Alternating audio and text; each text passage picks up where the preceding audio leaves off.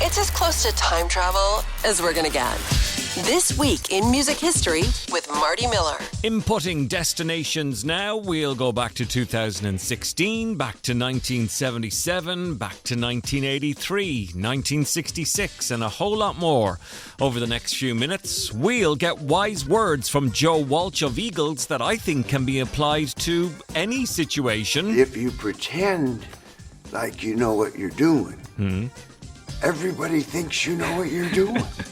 B.B. King's kids headed to the courts over Daddy's will. But the judge cited 2 independent investigations and said his children's claims don't add up. And despite being around for 2 decades, in 1992 this week, Bruce Springsteen made his first network television appearance. Hi, Bruce Springsteen's going to be on Saturday Night Live this week with me, Tom Hanks. Zipping through a week in a matter of minutes. This week in music history, the podcast. This is May 5th to May 9th, and we'll start in 2016 when the Rolling Stones, told Donald Trump to stop playing their songs during his presidential campaign. This was first time round. He didn't have permission to use the band's music, and their 1969 hit You Can't Always Get What You Want had been used a lot during the campaign. Rolling Stones have reportedly told presumptive Republican presidential nominee Donald Trump to stop playing their songs at his campaign events. In a statement on Wednesday, the Stones said they have not given permission to the Trump campaign to use their songs and have requested that they cease all use immediately. Keeping with the Stones, this week back in 1965, in a Floridian hotel room, Rolling Stones, Mick and Keith were working out the opening riff to I Can't Get No Satisfaction.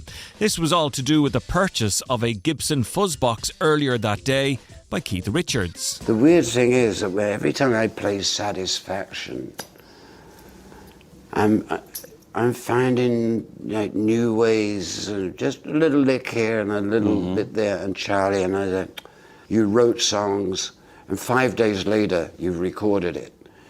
You barely know the thing. And then you take it on the road for 50 years. I'm starting to get the hang of it now. This week in 1995, Oasis were top of the charts with Some Might Say. It was the first single to be released from their second album, What's the Story? Morning Glory, and the last Oasis track to feature original drummer Tony McCarroll. Noel Gallagher remembers. Because I just moved to London, I think, was kind of out sampling the nightlife of London, and I remember kind of coming home at all hours in the morning and writing, which is why the lyrics are kind of nonsensical about dogs itching in the kitchen and all that kind of thing. I was quite hammered when I wrote it. Zipping through a week in a matter of minutes. This week in music history, the podcast. 1977, and Eagles are number 1 on the US singles chart with the amazing Hotel California. I just love this insight from Joe Walsh on the industry. One thing I found in the music business is if you pretend like you know what you're doing, everybody thinks you know what you're doing. Honestly, that can apply to anything. 1983, former Jam leader Paul Weller unveiled his new group, The Style Council. They were unveiled at an anti-nuclear benefit gig in London. Mick Talbot played keyboard with the band at that time. Paul's always going to be our writer, you know, he's a good songwriter. I don't want to write, I do want to write, I don't want to play daft songs, you know.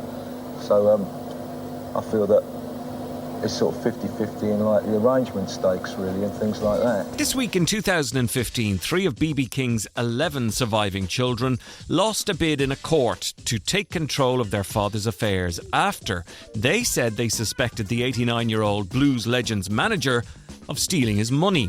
BB died in May of 2015 at the age of 89. Some of King's 11 surviving children say their father's current caretaker isn't providing him adequate medical care. But the judge cited 2 independent investigations and said his children's claims don't add up. 1996 this time for another court, and Tommy Lee and his wife Pamela Anderson lost their bid to keep Penthouse magazine from publishing still photos from an X-rated home movie that had been stolen from their house. Yes, that tape. Here's Pam Anderson. You have to be very brave to be a good lover. You have to have fun and enjoy it, playfulness. 2022, very recent history. Bono and Edge perform in a subway station in Kiev as the war in Ukraine raged on, showing support to the country as the Russian invasion continued. 3 years on, where are we? The station covered a lot of people from the bombs. And now, in this station, you two covering all over the world with their love. Darling, darling, stand by me. Whoa, stand by me. Won't you stand? Won't you stand? Won't you stand? Won't you stand? Stand by me. Stand by me. In the sky, that will look along.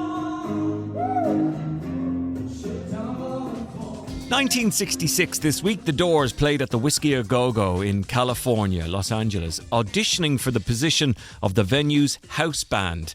Here's Ray Manzarek. The Whiskey A Go-Go is being hypnotized by the delivery of Jim Morrison. The waitresses stop serving, the dancers stop dancing, even the go-go girls in their cages, and they're paid to dance. They even stop. And this week in 1992, despite being around for decades, Bruce Springsteen made his North American network television debut on SNL. Tom Hanks was hosting that week. Hi, Bruce Springsteen's going to be on Saturday Night Live this week with me, Tom Hanks. You know, splash, big, movie star. Hello. And finally to 2020. This week, Little Richard passed away 5 years ago. Little Richard, the founding father of rock and roll, has been laid to rest. There was a private funeral for Little Richard in Huntsville, Alabama. The music icon, Georgia native, died earlier this month from bone cancer. He was 87. Wop babaluba, a wop bamboo. All right, that's this week in music history. We've just gone through May 5th to 9th. Enjoy the week that's coming, and maybe you'll come back again next time for a quick blast of music history where we'll go through a week in less than 10 minutes. This Week in Music History, the podcast.